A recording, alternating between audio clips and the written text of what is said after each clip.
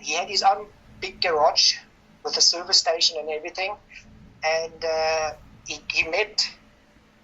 he wanted to support somebody, and I think he thought about Basil, because Basil came from the area where we lived in Brakpan, I think. Then he quite have liked it to support Basil, and that's how the deal came. What I think what happened was that they built that Formula V, that silver one, and with my dad's parts and all that, what I read out of the newspaper clipping.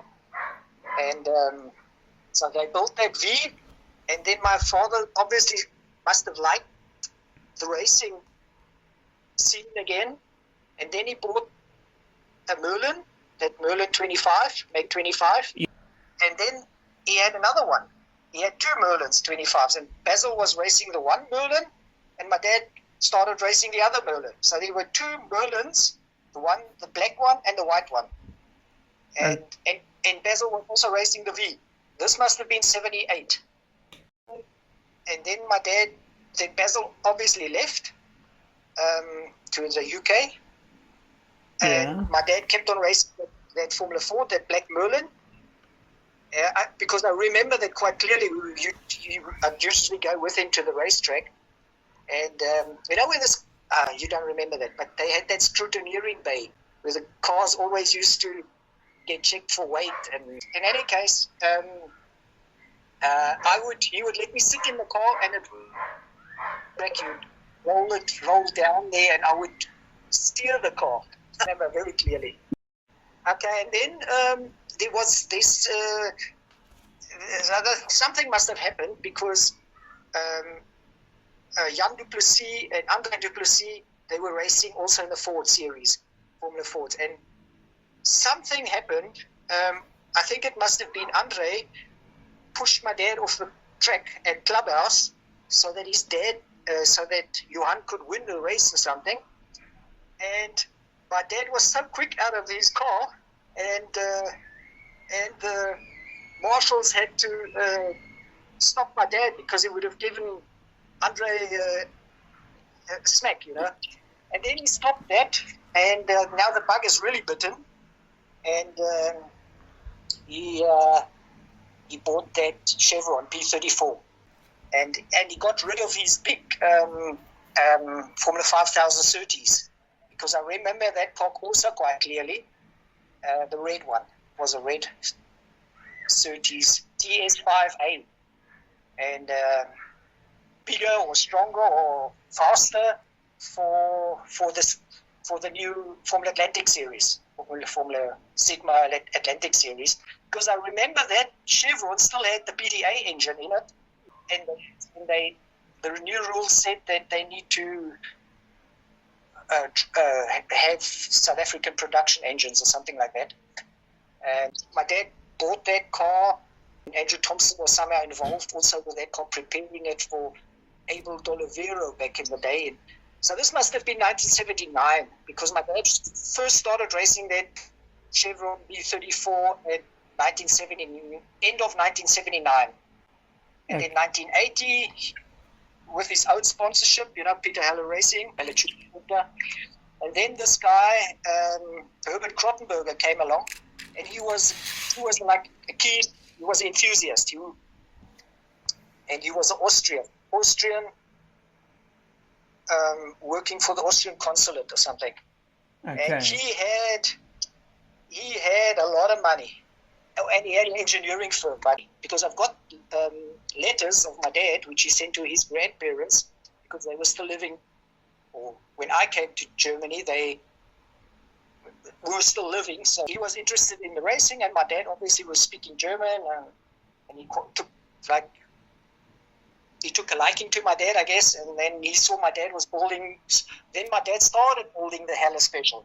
Well, he was like a craftsman and always liked tinkering and building and stuff like that. And he thought, man, let's give it a go. Bought another Chevron, a Chevron P29. And I always remember the bodywork and stuff lying up in the attic. It's a chassis number 17 or something. So my dad used those uprights, just the uprights and the gearbox, and everything else, my dad used to build for the Hella Special. And yes, a lot of square tubing stuff and aluminium. She knows my dad. My dad gave her a first drive in a bloody Formula V. I just read it up. I just read it up again because they don't mention my dad, but they say a garage owner from Bregman gave her her first drive, and that was obviously my dad. Yeah, but in any case, quite interesting enough what Stefan Lyons says, because he was like a weekend warrior type of mechanic, and he used to help my dad a bit on race weekends. But I have a few memories of Stefan Lyons, because you got to remember I was not always at home. I was in a boarding school. I'd go to some races and stuff like that, and but I remember Stefan Lyons. But he writes in here, I've got it open here, 1.25 thick wall square tubing. So the main, and he also writes it in there that the frame was very strong. Then my dad obviously had a big passion for motor racing, and he was like a die-hard racer. You know, he bloody hell race anything. In the beginning of '82. My dad swapped to the March 782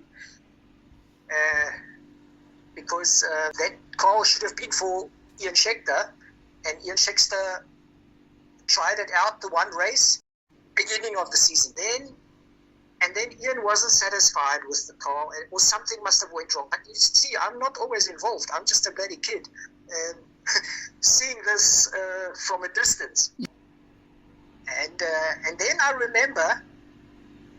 This must have been in April 1982 or end of March 82, and that March was at Velcom, and I was there that weekend, and apparently Ian would have raced that car that weekend, and that's where the decision ended that Ian should race that car, and my dad took that car that weekend. I remember it so clearly. I wanted to get in the car just to, like young boys all want to have a seat in the car. It has got a big screen, almost around the whole cockpit, the big wide, yes, and look at the bloody big side pods, and I couldn't bloody get into the car properly or out of, and I broke that screen. Yeah, but somehow they got a spare one. And so it was no big deal. Nobody was cross at this with me. I was so embarrassed, I was so, bloody new car and you break this screen, That's a vivid memory I have, And then my dad took over that car, and he was very happy with that. And because the Hella Special was, maybe he was not satisfied with it. That 78 was obviously the car to have, If you look at some of those videos, even Bernard was challenging, there's one video of it where he's even challenging Trevor van Rooyen with the wing car, where they were having such a close dice. And so that non-wing car was even just as fast as a bloody wing car, We finished the season 82 with that car, and then Hecro stopped with the sponsoring. And then he said, okay, no problem. And he took over the car, because I wasn't sure if my dad actually was owning the car at the moment. He was maybe just driving it for Hecro. And because the sponsorship was still on beginning of 1983, because I went with my dad to the first race, which was at PE, and he still had the Hecro sponsorship on. And then after that race, he took that off, and he put his Peter Heller sponsorship with a petrol Heller service station, Peter Heller Motors. Okay, so that was that with then he put the sponsorship on. And then my dad had the crash with that car at Kailami. This was in April, because I wasn't I wasn't 100% sure when this crash happened with the March 78. It was in the end of April 82 because I could check it on the result lists at that oldracingcars.com. I remember also when he was talking about it, what happened was the car was very fast. He was running very good with that car. And if you come through Yupske, I think that's almost everything was sort of flat out. You come up, and then just before sunset, coming through that corner just before sunset, he went on the curbing, and he said the sump touched the bottom of the engine with those rotaries. I don't know if you remember the rotary. That thing was scraping. One lap it was slightly scraping, and then the next time it really turned the car, and then he spun off and he smacked it into the poles, these poles they always had, and the monocoque was damaged. And I remember that day also quite clearly that the monocoque was a write-off. But the gearbox and engine were okay. And then you see, I was not really involved. That just vanished. I just don't remember where that went to. The engine parts, and maybe my dad kept the engine. That's what I think. He put that. He also put a bloody rotary engine into the Beetle he had, a black Beetle, and that was really quite some experience. And even when I was there last, now I spoke to Jeff Warburski and his wife. I was there, and he spoke about this black Beetle with a rotary engine in it, and and these guys, he'd always take the guys around the block at our place, and they were like quite surprised how this little Beetle could go with an engine like that. Exactly, and the deal was he actually, the guy came and he wanted to, and he actually bought it for drag racing. Most clearest memories I have, I was in the boarding school, Pretoria, and I'd come home, say every second weekend, and first thing I'd go into the racing workshop, because he had the racing workshop which was separate to the big auto service station workshop. Workshop back at our house. The house was next to the garage, automotive garage. So now I'd go in, and I'd first go into the workshop and check what he has done. First see how far is the car, because this was 1980. 1980, because the car was finished in 1981 in May. Because I just looked at some newspaper clippings. It went on the track 8th of May or 10th of May that weekend, and I'd go check into the workshop and see how far he's been, and I can remember clearly saying, oh bloody hell, now he's got one wheel on it, then he's got two wheels on it, and then he's like finished all four corners basically. That's how I could remember it. Once the wheels were on, and then I remember clearly he said, man, time's running out. I need to get this thing finished.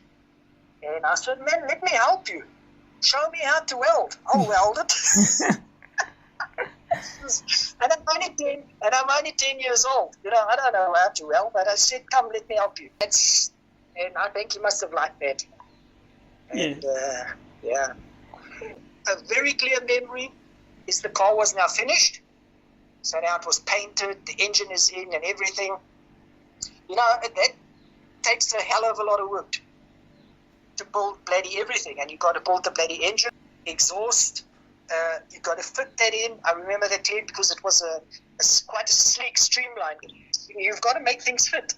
And I remember clearly, now the car's finished and engine's running, and our yard was quite a big yard where the racing workshop was, and my dad didn't mess around. He didn't really care about if the neighbors were going to moan or something, and he'd start the car up, and because it was all paved, there was a long stretch. It must have been about, say, 20 or 30 meters the width of the yard. So we would just run it there. Start it up, and first gear just brake. And that was the first time I tested it actually at home. And then it went to the racetrack. So the first 2 years, 76, 77, I was in the Brenters Primary School, English school, and then I went to the German school in Pretoria.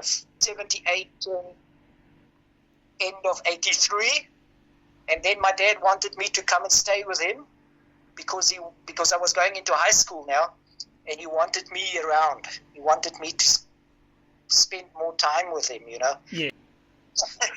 Well, that's the good thing he did. That's actually what he wanted me to do. I went into a technical school so that I could learn a trade.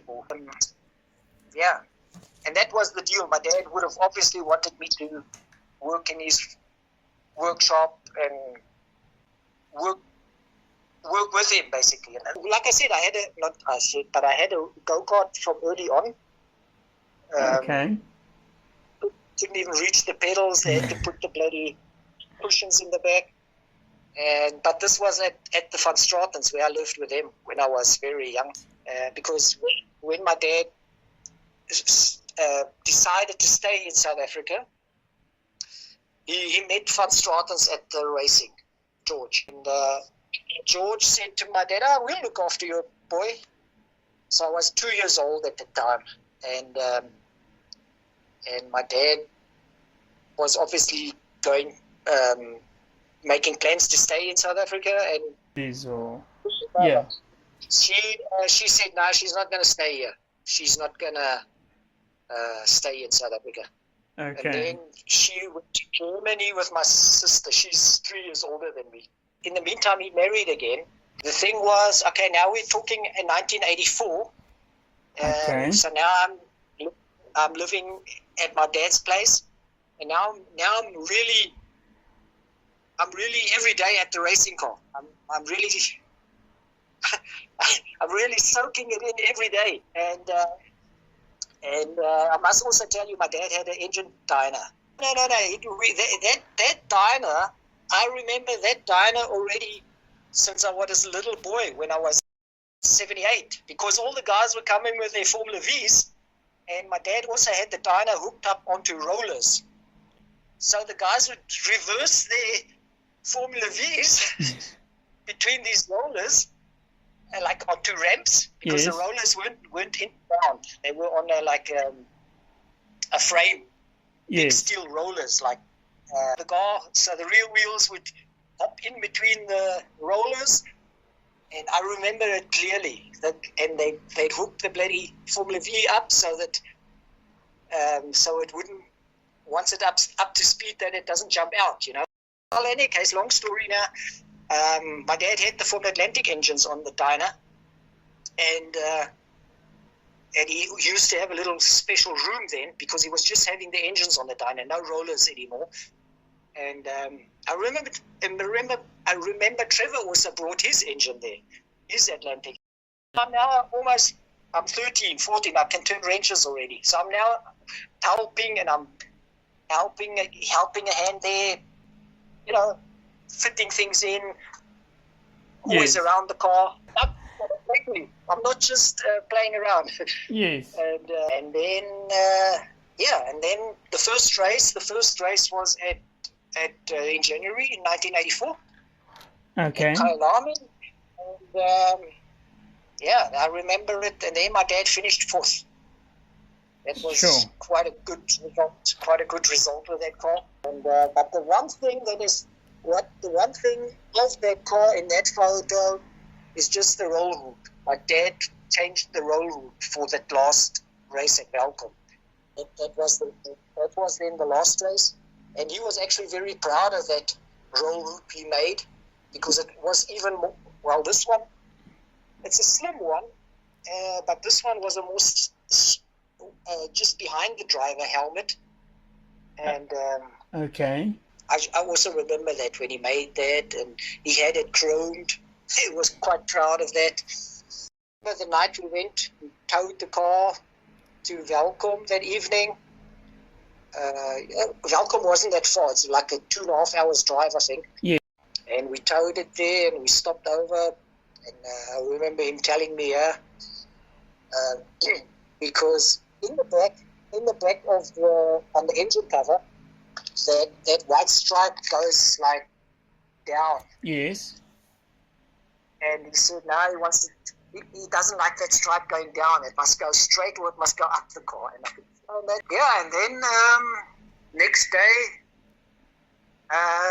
he was very happy about the car. It was very fast, very quick, because he was also cooling the fuel with dry ice, which also gives a bit of a more horsepower. He even had his own bloody deep freeze at the Welkom track.